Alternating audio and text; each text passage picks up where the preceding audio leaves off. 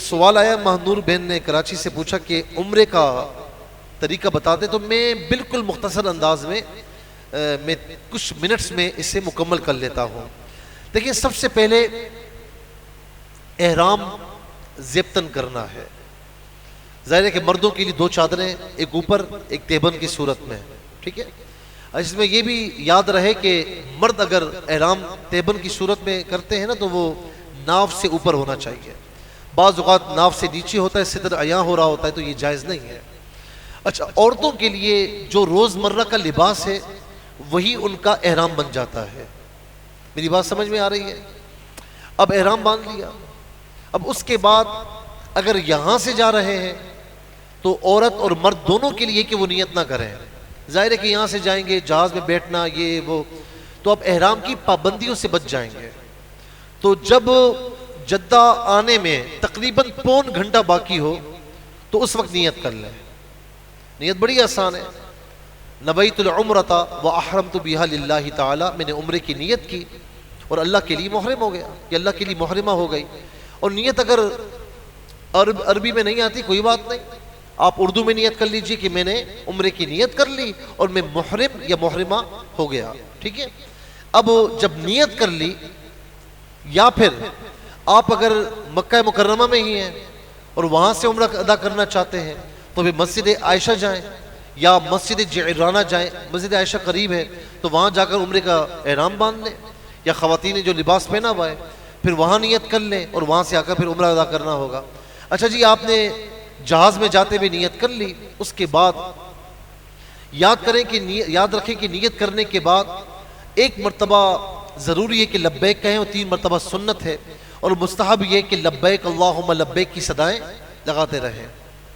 اور یہ بھی سنت ہے کہ نیت کرنے سے پہلے 2 رکعت نوافل پڑھ لیں، 2 رکعت نوافل پڑھ لیں، اس کے بعد نیت کر لیں، اور نیت کرنے کے بعد اب احرام کی تمام پابندیاں آپ پر عائد ہوں گی، چاہے وہ مرد ہو چاہے وہ خواتین ہو۔ خوشبو نہیں لگانی، بال ناخن وغیرہ وغیرہ، ساری پابندیاں آپ پر عائد ہو جائیں گی۔ اب اس کے بعد جب عمرہ کرنا ہے تو سب سے پہلے جب مسجد حرام میں کچھ باتیں چھوڑ کر میں اختصار کے ساتھ عرض کر رہا ہوں۔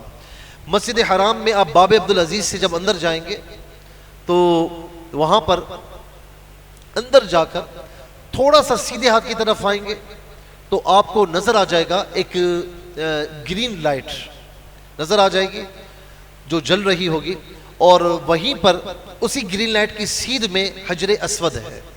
بات سمجھ میں آ گئی؟ وہاں سے آپ کو اپنے جو ہے وہ عمرے کا آغاز کرنا ہے۔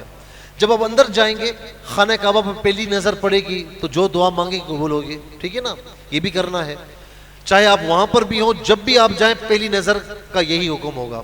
اچھا، اب بالکل حجر اسود کے سیدھ میں آ جائیں اور وہاں آ کر سب سے پہلے استلام کریں، بسم اللہ والحمدللہ واللہ اکبر والصلاۃ والسلام علی رسول اللہ۔ اگر حجر اسود سے قریب ہیں تو احرام کی حالت میں تو میرا مشورہ یہ ہوتا ہے کہ حجر اسود کو ہاتھ نہ لگائیں، وہاں خوشبو لگی ہوئی ہوتی ہے، آپ پر دم واجب ہو جائے گا۔ تو دور سے دونوں ہاتھوں کو یہ دعا پڑھ کے بسم اللہ والحمدللہ واللہ اکبر والصلاۃ والسلام علی رسول اللہ، آپ نے دور سے دونوں ہاتھوں کو یوں کیا اور ہاتھوں کو چوم لیا، یہ آپ کا استلام ہو گیا۔ اب طواف شروع کر دیجیے۔ جو بھی دعائیں آپ کو آتی ہیں وہ پڑھیں، ربنا آتنا پہلا کلمہ، دوسرا کلمہ رب اجعلنی، جو درود پاک جو بھی دعا آتی ہے آپ پڑھتے رہیں۔ اچھا، مرد حضرات کے لیے یہ ہے کہ پہلے 3 پھیروں میں رمل کرنا ہے۔ رمل کیا ہے؟ کہ بالکل اکھڑ کر چھوٹے چھوٹے قدم اٹھاتے ہوئے بھاگنا ہے، ٹھیک ہے؟ یہ رمل اسے کہتے ہیں۔ لیکن رش ہو، کسی کو تکلیف پہنچ رہی ہو تو اس صورت میں بھاگنا نہیں ہے، اور خواتین کے لیے مطلقاً نہیں بھاگنا، وہ نارملی انداز میں طواف کریں گی۔ اچھا، حجر اسود سے لے کر دوبارہ گھوم کر حجر اسود تک آئے تو یہ ایک پھیرا کہلائے گا۔ آپ کو 7 پھیرے اسی طریقے سے کرنے ہیں۔ بات سمجھ میں آ گئی؟ اب 7 پھیرے کر لیے، 8، پھر اس کے بعد آپ کو استلام کرنا ہے، یعنی ہر مرتبہ ہر پھیرے میں استلام ضرور کرنا ہے۔ پہلا آپ نے استلام کیا، پھر گھومتے ہوئے حجر اسود پر آئے، پھر سیدھ میں آ کر بسم اللہ الحمدللہ واللہ اکبر والصلاۃ والسلام علی رسول اللہ، پھر استلام کیا، ٹھیک ہے؟ ہر مرتبہ استلام کرنا ہے۔ اور آخر میں ایک مرتبہ اور استلام کرنا ہے جب طواف مکمل ہو جائے، 7 پھیرے مکمل ہو جائیں، اور مرد اگر رمل کر رہے ہیں تو 3 پھیروں کے بعد رمل نہیں ہوگا، 3 پھیروں کے بعد رمل نہیں ہوگا، 3 پھیروں میں سنت ہے۔ اچھا، اس کے بعد طواف مکمل ہو گیا، طواف مکمل ہونے کے بعد اب آپ آ جائیں ملتزم کی جانب، وہاں پر قریبی جگہ نہ ملے اس کی سیدھ میں آ کر دعا کریں، دعا کرنے کے بعد پھر آپ آ جائیں آب زمزم پر، وہاں خوب پیٹ بھر کر پانی پئیں۔ کہتے ہیں کہ منافق آب زمزم پیٹ بھر کر نہیں پی سکتا، اور مومن یہاں تک پی لیتا ہے، جتنا ہو سکے اس پانی کو پئیں۔ اور میں نے تجربہ کیا ہے، جتنی بھی تھکاوٹ ہونا، ایک طریقے سے یوں سمجھ لیں کہ آب زمزم اسی وقت آپ کی تھکاوٹ کو دور کرتا ہے، آپ کی بیماریاں دور کرتا ہے، جو ہے کہ جسم کی آئلنگ ہو رہی ہوتی ہے۔ جتنا ہو سکے آب زمزم پئیں۔ پھر اس کے بعد آپ کو سعی کرنی ہے، سعی کرنی ہے۔ سب سے پہلے استلام آپ کر چکے ہیں، اب سعی کی طرف آئیں تو صفا سے مروہ یہ ایک پھیرا ہوگا، مروہ سے صفا دوسرا پھیرا، اس طرح 7 پھیرے مکمل کرنے ہیں۔ اب سعی کی صفا کی پہاڑیوں یا جہاں جگہ ملے وہاں پر آ کر نیت کر لیں، اور نیت کے بعد پھر سعی سٹارٹ کر دیں۔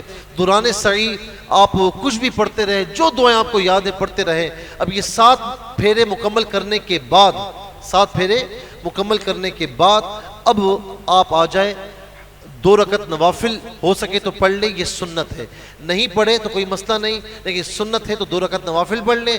اس کے بعد آ کر حلق یا تقصیر، حلق کہتے ہیں مکمل گنجا ہونا، تقصیر کہتے ہیں کہ سر کے 1/4 بالوں کو ایک پورے کے برابر لینا، صحیح ہے، اسے تقصیر کہتے ہیں۔ تقصیری بھی جائز ہے لیکن حلق افضل ہے۔ حضور نبی کریم علیہ السلام نے تقصیر کرنے والوں کے لیے 1 مرتبہ دعا فرمائی اور حلق کرنے والوں کے لیے 3 مرتبہ دعا فرمائی۔ تو حلق یا تقصیر کرانے کے بعد اب آپ کا عمرہ الحمدللہ مکمل ہو چکا ہے۔ یہ دعا کریں کہ اللہ تبارک و تعالی ہم سب کو وہاں کی بار بار حاضری عطا فرمائے۔ خواتین جب عمرہ مکمل کر لیتی ہیں تو انہیں حلق نہیں کروانا ہوتا۔ اس کا صحیح طریقہ یہ ہے کہ جو چٹیا کا اخیر ہے، جو ان کے بالوں کی چٹیا کا بالکل نوک ہے نا، تو وہاں سے 1 انگلی کی مقدار، یعنی اس کو یوں لپیٹ لیں، 1 انگلی کے گرد جتنا لپیٹے ہوئے بال ہیں اس کو کاٹ دیں تو ان کی تقصیر ہو جائے گی۔ ان کے لیے حلق نہیں، ان کو تقصیر اس طرح کروانا ہوگی۔